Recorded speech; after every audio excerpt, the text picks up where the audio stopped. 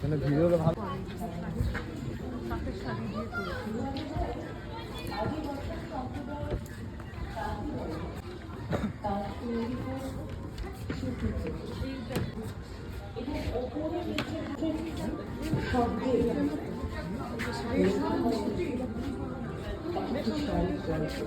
প্রচুর করে মাটির টান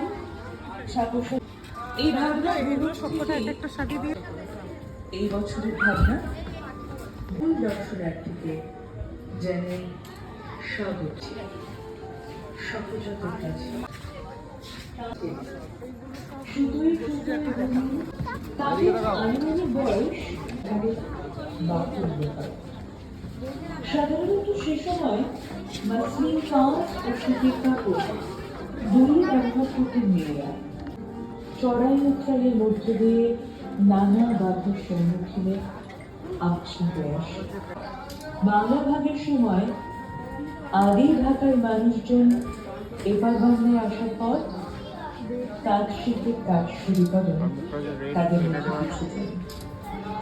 জানা যায় আদি বসার কার্যন্ত্রে লেখা হয় এক একটা শাড়ির গল্প, যেখানে বয়নের চেয়ে বন্ধুদের আবেগ বেশি। প্রথিত এই শিল্পকর্মের সার্বিক বোধ, নির্মাণ ও প্রয়োগের কারিগর